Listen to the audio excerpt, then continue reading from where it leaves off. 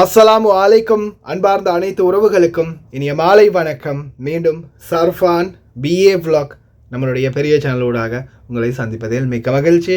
மீண்டும் பல முக்கியமான தகவல்களோடு தான் வந்திருக்கேன். வீடியோவை கடைசி வரைக்கும் பாருங்கள். தெரியாத நண்பர்களுக்கும் மறக்காமல் ஷேர் பண்ணுங்கள். வீடியோ பிடிச்சிருந்தா ஒரு லைக் பண்ணுங்கள், சப்ஸ்கிரைப் பண்ணுங்கள். மறக்காமல் பெல் பட்டனையும் ஒரு செலக்ட் பண்ணுங்கள். அப்போ தான் நான் போடக்கூடிய ஒவ்வொரு தகவலும் உங்களுக்கு நோட்டிஃபிகேஷன் மூலம் கிடைக்கும். ஒரு மகிழ்ச்சியான செய்தி. மிக்க நன்றி. உள்துறை அமைச்சர் அவர்களுக்கு ஒரு சில சலுகைகளை தற்போது வழங்கியுள்ளார் குடியுரிமை மீறல் சம்பந்தப்பட்ட விடயங்களுக்கு. அதே போல் இதோ வெளிவந்த புள்ளி விவரங்கள், குவைத்திகள் திருமணம் முடித்த வெளிநாட்டவர்களின் எண்ணிக்கை அதிகரித்துள்ளது. அதே போல் ஒரு சிலருடைய குடியுரிமை நிச்சயமாக பறிக்கப்படும். குடும்பங்களை குவைத்துக்கு கொண்டு வந்து திருப்பி ரிட்டர்ன் அனுப்பும்போது கொத்தாக நகைகளையோ அல்லது எக்ஸ்பென்சிவான பொருட்களையோ கொடுத்து அனுப்புபவர்களுக்கு இனிமேல் பில் இல்லை என்றால் இன்கம் டேக்ஸ் பிரச்சினை வரும், விசாரணை ஆரம்பமாகும். ஏனென்றால் பல ஜமியாக்களில் உள்ள உயர்மட்டங்கள் ஊழல் பண்ணியதை வெளிக்கொண்டு வந்துள்ளார் தற்போது வழக்கறிஞர். அதே போல் கேரளாவுக்கு சென்ற துபாயிலிருந்து ஒருவர் காலுக்குள் மறைத்து வைத்து கொண்டு சென்ற தங்கம். பார்க்கலாம் இதை பற்றிய அனைத்து தகவல்களையும். புள்ளி விவர தரவு: 13,176 திருமண வழக்குகள் குவைத்தில் 2024ஆம் ஆண்டின் தொடக்கத்தில் இருந்து கடந்த நவம்பர் இறுதி வரை கடந்த ஆண்டு இதே காலத்தில் 12,357 வழக்குகள் இருந்தன. தற்போது மறுபடியும் அதிகரித்துள்ள நிலையில் 1,276 குவைத் ஆண்கள் குவைத் அல்லாத பெண்களை திருமணம் முடித்துள்ளனர். அதே போல 455 குவைத் பெண்கள் குவைத் அல்லாத ஆண்களை திருமணம் முடித்துள்ளனர். 2023ஆம் ஆண்டில் 1,284 குடிமக்கள் குவைத் அல்லாத பெண்களை திருமணம் முடித்துள்ளனர். 2024இல் குவைத் அல்லாத பெண்களை திருமணம் செய்யும் குடிமக்களின் சதவீதம் 11.8 எட்டியது.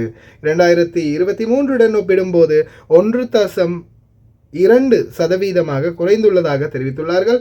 அந்த சதவீதம் 13 தற்போது எட்டியுள்ளது. எப்படியுமே இனி வருங்காலங்களில் வெளிநாட்டு பெண்கள் குவைத்திகளை திருமணம் முடிக்கிறதுல கொஞ்சம் தயக்கம் காட்டுவாங்க அப்படின்னு தான் நினைக்கிறேன். என்ன காரணம்? இனிமே தான் குவைத்தி என்ற குடியுரிமைக்காகத்தான் பலருமே ஆசைப்பட்டு திருமணம் முடிக்கிறது. அந்த குவைத்தி என்ற அந்தஸ்தே கிடைக்கிறதுலே இப்போ சந்தேகமாக இருக்குது. 10, 20, 30 வருடமாக வாழ்ந்தவங்களுக்கே இன்றைக்கி குடியுரிமை பறிக்கப்படும் நிலையில் இனி புதிதாக யாரும் திருமணம் முடிப்பாங்கன்றீங்க? குவைத்தி குடியுரிமை இல்லைன்னா அதுக்கப்புறம் எதுக்கு நீ இன்னும் போயிட்டே இருப்பாங்க. அடுத்ததான் குவைத்தில் குவைத்துடைய மினிஸ்ட்ரி ஆஃப் கவுன்சில் என்ன சொல்லியிருக்கிறாங்கன்னா, ஒரு சில குடியுரிமைகளை நிச்சயமாக பறித்தே ஆகணும் அப்படின்னு. அதில் காரணம் என்னென்னா, சிலர் திருமணம் முடித்ததே இந்த குடியுரிமைக்காக முடிச்சுட்டு அதுக்கப்புறமா ஒரு வாரத்திலேயோ அவங்க குடியுரிமையை பெற்றதுக்கு அப்புறமா விவாகரத்து பண்ணியிருக்கிறாங்க. பண்ணிவிட்டு அவங்க வாழ்க்கையை தேடிக்கிட்டாங்க. இந்த மாதிரி இருக்கக்கூடிய ஒரு சிலருடைய குடியுரிமை நிச்சயமாக பறிக்கப்படும் அப்படின்னு தெரிஞ்சுக்காங்க. அதே மாதிரி செட்டில்மெண்ட் முடிஞ்சவங்க, ஃபுல் செட்டில்மெண்ட் அவங்க தலாக் பண்ணி, அதாவது விவாகரத்து பண்ணியோ அல்லது கணவன் இறந்த பிறகு ஃபுல் செட்டில்மெண்ட் கவர்மெண்ட் அவங்களுக்கு கொடுத்துருந்தா அதுவும் உடனடியாக நீக்கப்படும் அப்படின்னு தெரிவிச்சிருக்காங்க. அதே போல் உள்துறை அமைச்சர் ஷேக் ஃபஹத் யூசுப் சவுத் அல் சபா அவர்களுடைய உத்தரவின் பேர் தற்போது நியூட்ரலைசேஷன் செய்யப்பட்ட சில குடியுரிமைகள் சட்டப்பிரிவு 8 கீழ் குடியுரிமை பெற்ற அனைவருக்கும் குடியுரிமை திரும்ப பெறப்படாது என்பதையும் தெரிவித்திருக்கின்றார். அதே போல் 70களில் பெற்றவர்கள் பாதிக்கப்பட மாட்டார்கள் அப்படின்னு தெரிவிச்சிருக்காங்க. அதாவது 1970ஆம் ஆண்டு அந்த கால வரையறைக்குள்ள குவைத்திகள் திருமணம் முடித்தவங்க, அதாவது இப்போ எத்தனை வருஷமாகுதுன்னு பார்க்கலாம். 70 2000, இந்த பக்கம் 2024, கிட்டத்தட்ட 54 வருடம். 54 வயதான மாமாக்களுக்கு 54 வயதான மாமாக்கள் இல்லை, 54 வருடம் திருமண பந்தத்தில் இணைந்து வாழக்கூடியவங்களுக்கு இதில் குடியுரிமை பறிக்கப்பட மாட்டாது அப்படின்னு தெரிவிச்சிருக்கிறாங்க. அதே போல் தனது உரிமைகள் எதையும் இழக்காத போதிலும் தங்கள் மனைவியின் தொடர்ச்சியான குவைத் அந்தஸ்துடன் தங்கள் குடும்பத்தின் ஸ்திரத்தன்மையை இணைப்பவர்களால் நாங்கள் ஆச்சரியப்படுகிறோம். ஆனால் இதுவரையிலும் குடியுரிமை பெற்றவர்களில் சிலர் குடியுரிமையை ஊழல் செய்து பெற்றிருப்பது தான் கவலைக்குரிய விடயம் அப்படின்னு தெரிவிச்சிருக்கிறாங்க. குறிப்பாக பார்த்திங்கன்னா இதில் சட்டப்பிரிவு 8 நம்ம இதுக்கு முன்னாடியே சொல்லியிருந்தோம். ஆர்டிக்கல் 8 குடியுரிமை பெற்றவங்களுடைய குடியுரிமை திரும்ப பெறப்பட மாட்டாது அப்படின்னு சொன்னதே மிகப்பெரிய ஒரு சந்தோஷம். ஏன்னா பலருமே என்கிட்ட பர்சனலாக மெசேஜ் போட்டவங்க எங்களுடைய கஃபீலுக்கும் இதே நிலை தான் அப்படின்னு தான் மெசேஜ் போட்டிருந்தாங்க. இப்போ அவங்களுடைய குடியுரிமை திரும்ப பெற போவதில்லை. ஆனால் இதில் வந்து ஊழல் செஞ்சுருந்தா யாராவது தன்னுடைய ஃபேமிலியில் தூரத்து சொந்தம் இப்போ இங்கே வந்து 10 20 30 40 வருஷத்துக்கு முன்னாடியே வந்து இருக்கிறவங்க இருக்காங்க இல்லையா, வெளிநாட்டவங்க, அவங்க சூரியா இருக்கலாம், வேறு நாட்டவர்களாக இருக்கலாம். அவங்க வந்து அவங்க குடும்பத்தில் யாரையாவது இந்த நாட்டுக்குள்ளே அவங்களுடைய அந்த குடும்பத்தில் ஒருத்தரை கொண்டு வந்து டிஎன்ஏ மேட்ச் ஆகக்கூடியவங்களில் யாராவது கொண்டு வந்து குடியுரிமையை ஃபேக்காக பெற்றுக் கொடுத்துருக்கலாம். அப்படி பெற்றுக் கொடுத்துட்டு இருந்தாங்கன்னா அவங்களுக்கு அந்த வாய்ப்பு கிடைக்காது. அதை வந்து உடனே ரத்து செஞ்சு அவங்கள அந்த நாடை விட்டு கடத்துவாங்க. அதுக்கு உதவி செஞ்சவங்களுக்கும் நாட்டை விட்டு போக வரும்.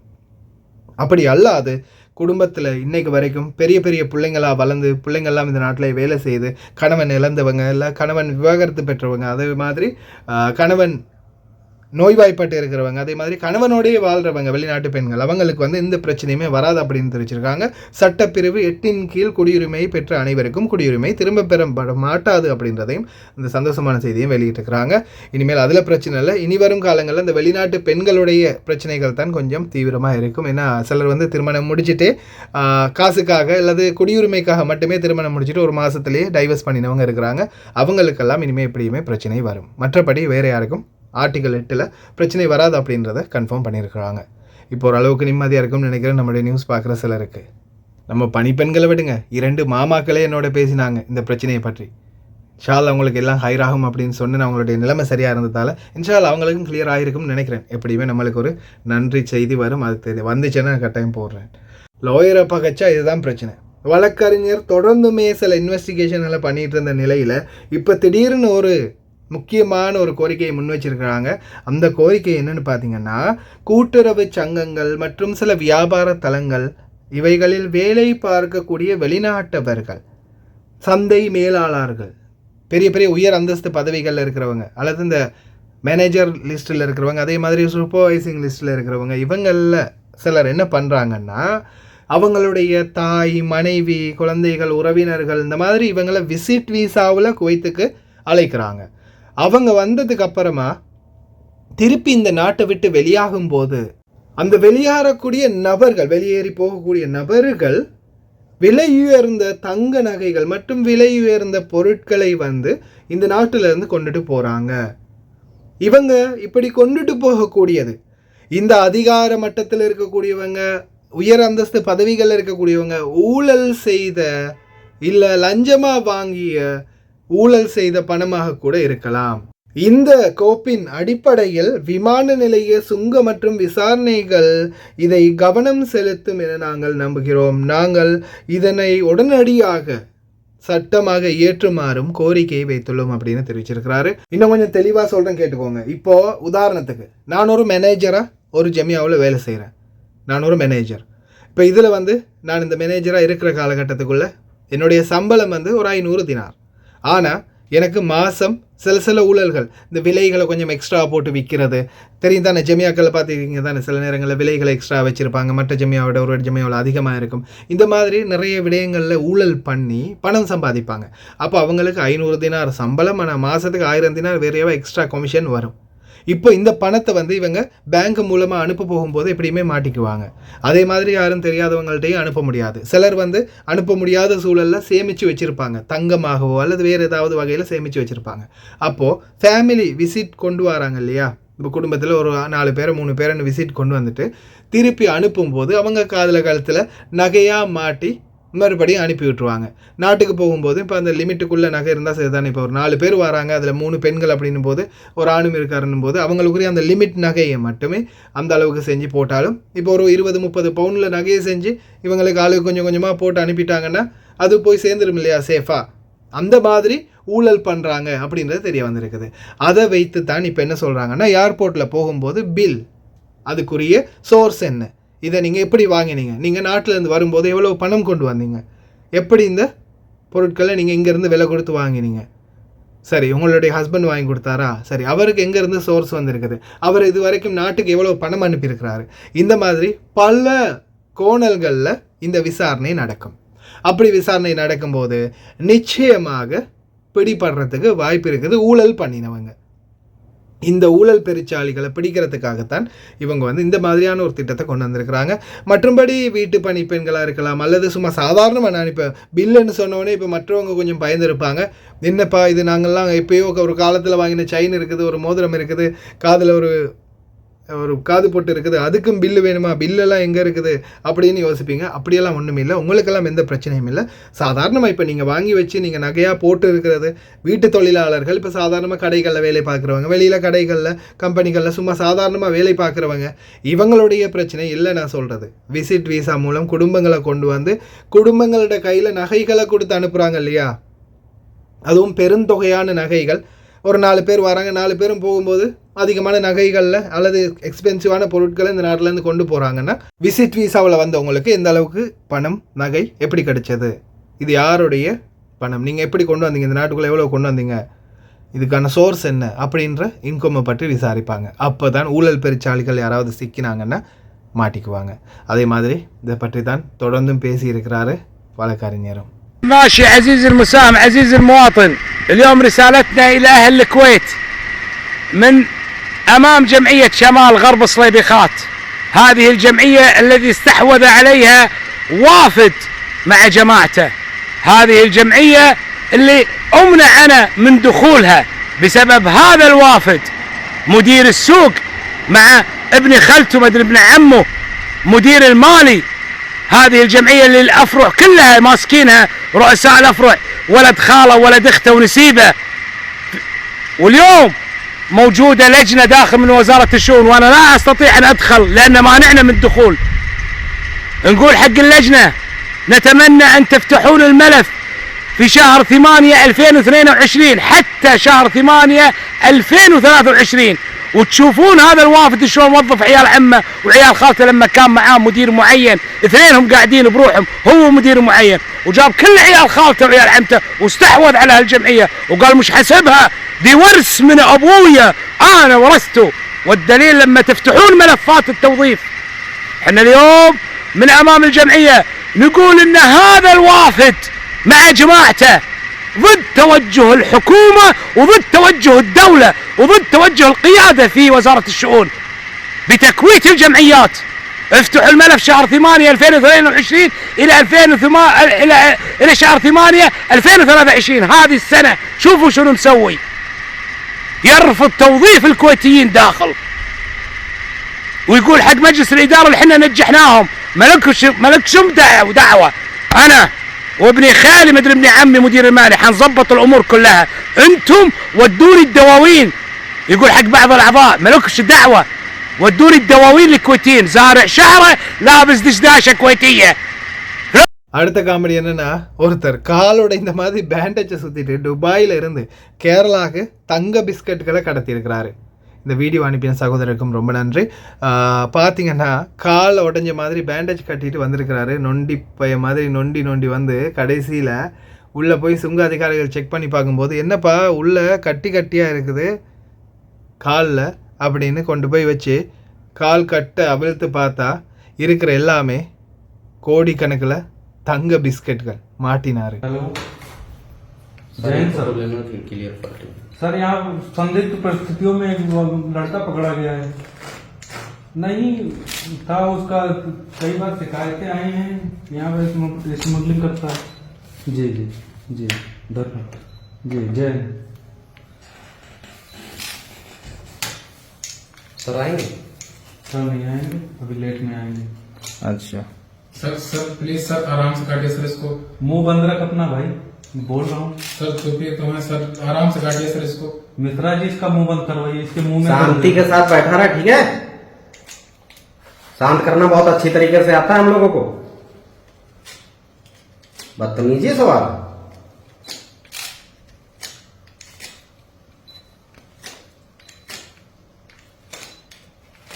तुम्हारे जैसे लोग भरोसे के लायक नहीं है। अरे ऐसा नहीं है सर, इस तरीके से जो लिखने की उम्र है तुम लोगों की। सर मैं स्टूडेंट हूँ सर। एक महीने में तुम 4 बार जा रहे हो, तुम्हारा हमने पूरा वीजा टिकट चेक किया, हर एक चीज। एक महीने में 4 बार डॉक्यूमेंट्स तुम्हारे चेकअप किए हैं हम लोगों ने, ठीक है? अरे नहीं सर, आप मेरी मेडिकल रिपोर्ट एक बार फिर से देख लीजिए सर। मैं फिर से मत बन तू। मेडिकल रिपोर्ट तेरी देखी गई है, उसमें सारा कुछ फर्जी तूने बनवा रखा है। अरे ऐसा नहीं सर, आप हॉस्पिटल को फोन लगाकर पूछ लीजिए सर। फर्जी पासपोर्ट भी इसका है सर, फर्जी पासपोर्ट सब तू बनवा के इस तरीके से सप्लाई कर रहा है, इसमें पता नहीं क्या क्या तुम। अभी तुम्हारी सारी सच्चाई आ रही सामने। महीने में 4 बार कौन जाता है इस तरीके से दुबई? सर यही फ्रैक्चर के सिलसिले में जाते थे सर दुबई। अभी अभी आ रहा है तुम्हारा सारा सच्चाई सामने पूरा। सर खोल लें और चुपचाप रहो, बहसबाजी ना करो यहाँ पे। सारे शॉर्ट्स सर सर आराम से बोलिए सर, फ्रैक्चर मुंह बंद इसी कर, से वरना मुंह में दर्द दे दूंगा तेरे। बोल रहा हूँ मैं इतनी देर से, बकैती किए जा रहा है। हमको अपना काम करने दो। सर सारे शॉर्ट्स आप क्लियर ले लीजिए।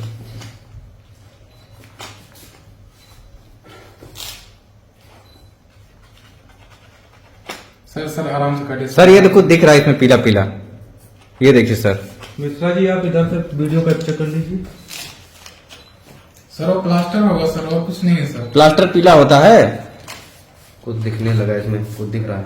अरे मिश्रा जी, ये क्या है इसमें? ये देखिए, सर काट के निकालिए। यही है तुम्हारा, यही तुम्हारा है यही तुम treatment। मेडिकल करवाते हो, ट्रीटमेंट करवाते हो। सर इसमें हैं? पता नहीं कहाँ से है सर, मुझे अच्छा, इसके बारे में कुछ नहीं कहाँ से पता, सर। आया? गोल्ड के तुम बिस्कुट, ये क्या है? कितने गोल्ड का बिस्कुट बताओ जरा सब। अरे पूरा पूरे कितना पूरे पूरा निकालो सर जी। सर सर माफ कर दीजिए सर, इसके बारे में मैं कुछ नहीं जानता चलो सर। चलो चलो, आप नहीं बता तो दो। लंबा जाओगे बेटा। तो तू कहेगा ही ऐसे। सर हॉस्पिटल में बेहोश करके सर पता नहीं अच्छा। किसको प्लास्टर चढ़ा दिया सर। अच्छा। हमें नहीं पता सर। बहुत शरीफ खानदान से, इसीलिए हॉस्पिटल में तुझे हॉस्पिटल भी जाएगा तुम्हारे चक्कर में, हॉस्पिटल भी जाएगा। तुझे बेहोश सर करके सर माफ कर दीजिए सर। तू तो बेटा अब जाएगा, जेल की चक्की पीसेगा। अरे नहीं सर, ऐसा मत कीजिए सर। इसको पूरा सर प्लीज सर, ऐसा मत कीजिए सर। सर देख लीजिए कैसे, ये देखिए पूरा। अरे इनका फ्रैक्चर भी थोड़ा दिखाओ। कहाँ पे फ्रैक्चर, कहाँ पे? तुम जरा बताओ कहाँ पे? तब से कह रहे थे फ्रैक्चर है। बेटा शरीर फ्रैक्चर दिखाओ अपना। यही है तुम्हारा फ्रैक्चर फ्रैक्चर? कहाँ ये सर पूरा, फ्रैक्चर सर इसी के नीचे था सर, ये ऊपर से चढ़ा दिया, कितना इसको पता नहीं सर। ये पूरा सोना देख, करोड़ों का सोना सप्लाई कर रहा है ये। मिश्रा जी पूरा कैप्चर करिएगा। अरे वाह, ये देखिए कितना बहुत पूरा सोना किस तरीके से पूरा इसमें सर पैक, मुझको पता नहीं सर ये कैसे लगाया अच्छा गया। पता चलेगा। पता चलेगा। ये देखो किस तरीके से पूरा सोना है। ये सब कितना होगा? काफी ज्यादा लग रहा है, काफी कम कर दीजिए।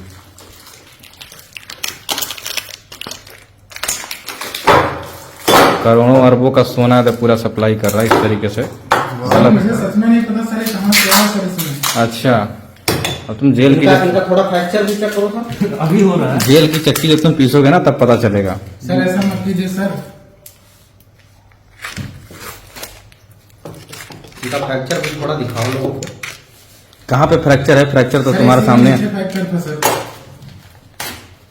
नीचे फ्रैक्चर है ये। इतना सातिर दिमाग है तुम लोगों का, है इतना तो हम लोग भी नहीं सोचते। इस तरीके से सोना तुम सप्लाई कर रहे हो, अवैध काम कर रहे हो, तस्करी कर रहे हो सोने की।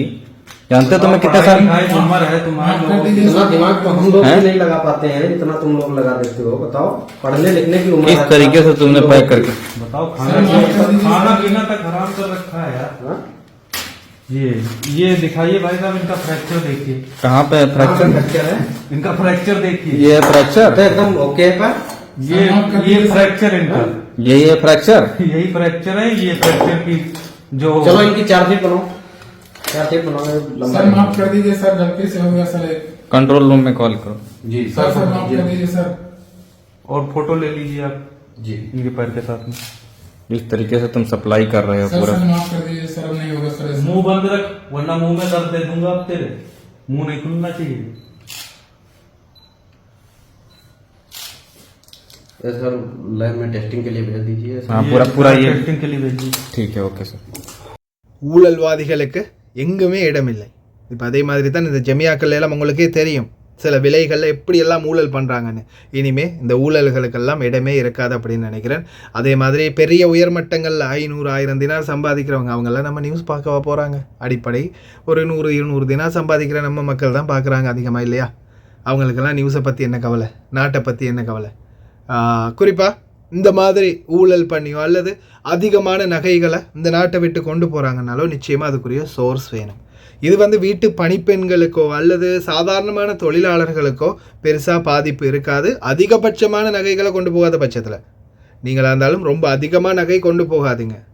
ஒரு லிமிட் தான் இருக்குது. இலங்கை கொண்டு போகிறதா இருந்தால் 5 கிராம், அதாவது 40 கிராம் 5 பவுனில் நகை கொண்டு போகலாம். பெண்கள் 5-6 பவுன் கொண்டு போகலாம். ஆண்களுக்கும் அதே லிமிட் தான். இந்தியாவை பொறுத்தவரையில் பெண்ணுக்கு 20 கிராமும் ஆணுக்கு 10 கிராமு மட்டும்தான் அலவுட் இருக்குது. அதை ஞாபகத்தில் வச்சுக்கோங்க. அதிகமாக கொண்டு போய் பிரச்சனையில் மாட்டிக்காதீங்க. ஓகே ஃப்ரெண்ட்ஸ், பெரிய மட்டத்தில் இருக்கக்கூடிய நண்பர்கள் யாராவது இருந்தால் ஷேர் பண்ணுங்கள் இந்த தகவலை. கடைசி வரைக்கும் பார்த்து எல்லாருக்குமே ரொம்ப நன்றி. தெரியாத நண்பர்களுக்கும் மறக்காமல் ஷேர் பண்ணுங்கள். வீடியோ பிடிச்சதா ஒரு லைக் பண்ணுங்கள், சப்ஸ்கிரைப் பண்ணுங்கள், தொடர்ந்தும் சப்போர்ட் பண்ணுங்கள். நம்மளுடைய 3 சேனலும் இப்போ ரன்னிங்கில் தான் இருக்குது. தொடர்ந்துமே சப்போர்ட் பண்ணுங்கள்.